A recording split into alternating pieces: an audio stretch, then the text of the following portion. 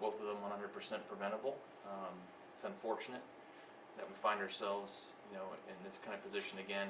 Things are really going well in our city as far as crime reduction. It doesn't take much to set us back.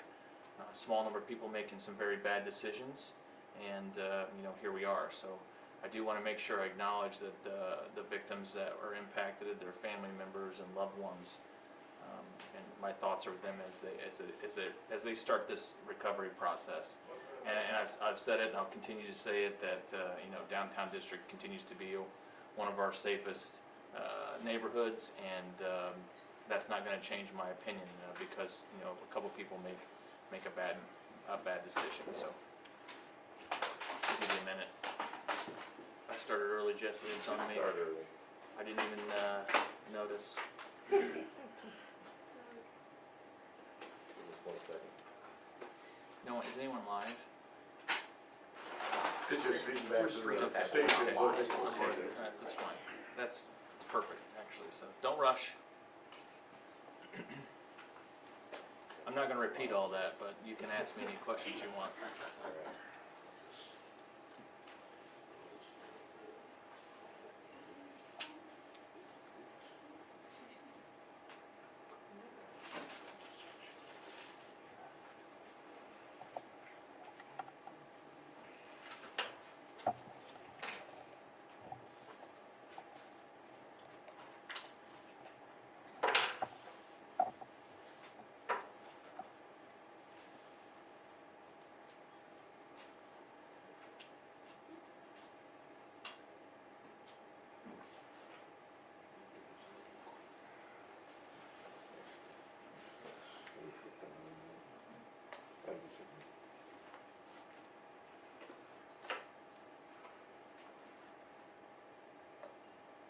All right, is everyone all set now? 1 second. Okay, tell us when you're ready.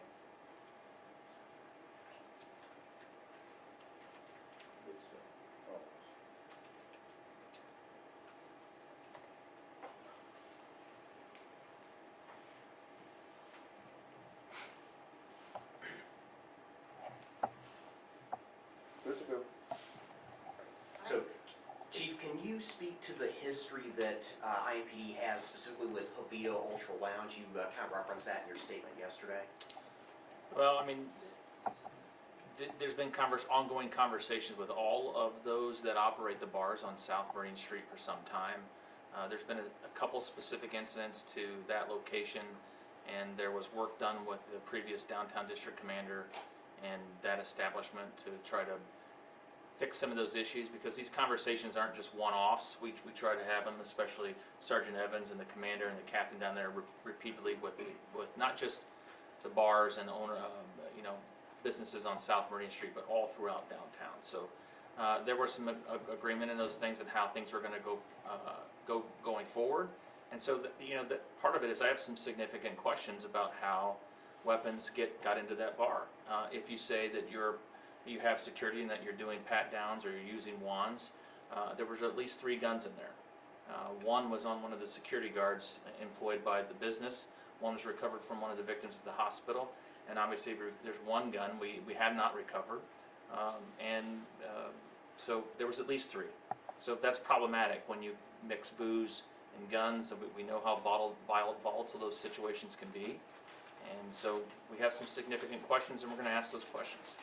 One of the owners said the shootings happened outside the bar, and the video shows that they weren't ever in the bar. Is that something that you guys are looking into? Yeah, so we'll watch. You talking about the first shooting? Yeah, The one that at just Hovito happened. Lounge. That happened outside of one of the establishments. We don't believe it was tied in any way whatsoever to the location of where that occurred. However, they were somewhere before. So the questions we have in that one was there something that happened inside the bar and they were pushed out?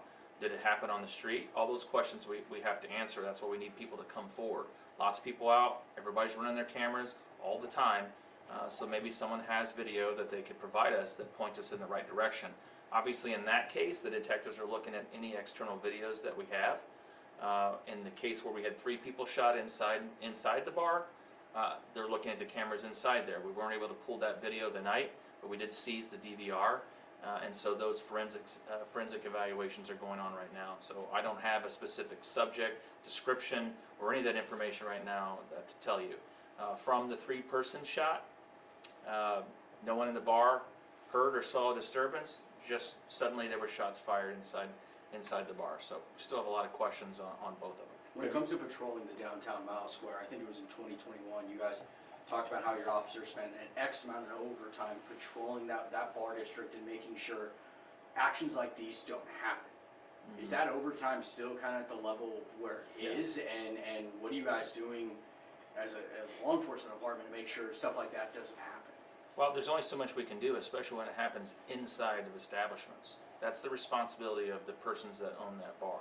It's also the responsibility of those persons to communicate with each other on problem issues and problem people so that they don't get kicked out of one bar and go to another bar. We don't know that that happens to the extent that we want. We also want them to notify officers when they're pushing problems out onto the street, because if we don't know that something's happening, we can't proactively try to prevent it. Most of the time we're just trying to get people back to their cars, out of the street, off the sidewalks, out in front of the bars. That's especially at closing time. Keep them from piling up at food trucks, which blocks the sidewalks, which causes people to bump into each other, which we know has caused other issues in the past. And so we are spending, I just looked this morning, about $800,000 in overtime just this year alone on just the bar overtime. That doesn't include the money that we spend patrolling the canal or all those other parts of downtown or for special events. So we know we had extra people out because we had 70,000 kids here from FFA, which went extraordinarily well. We had a Pacer game this weekend as well. All went very well. It's just these and it's not just Indianapolis. Look at how many times over the past 2 months have we had mass shootings in entertainment and bar districts all across the country.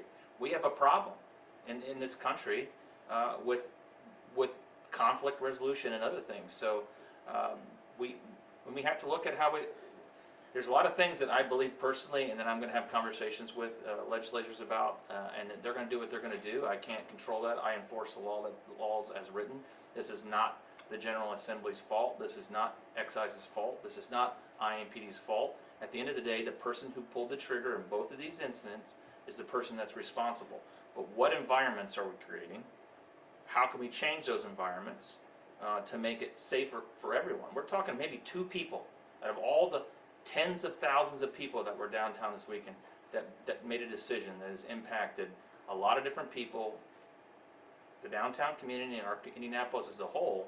And here we are talking about it again today. What specific changes are you going to ask the General Assembly? So there was a Senate bill introduced last year. I think it was Senate Bill 260 that talks about giving the excise police some emergency authority to shut down bars while the due process goes along. Because if you've been through this revocation of license, liquor license, it's a long process. There's a local process and then there's a state process. So I believe that the excise superintendent and his staff should have the ability to shut some of these places down, at least temporarily, while due process progresses for those problematic places that continue to be a problem over and over again, that don't want to be good community partners, that don't want to be good neighbors for the neighborhood around them. That they should have that authority to do that. That was another question.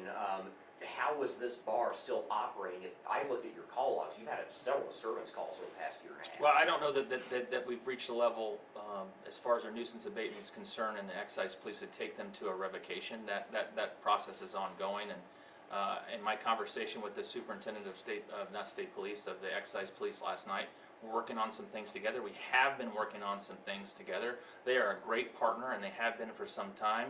They put staff into our nuisance abatement task force.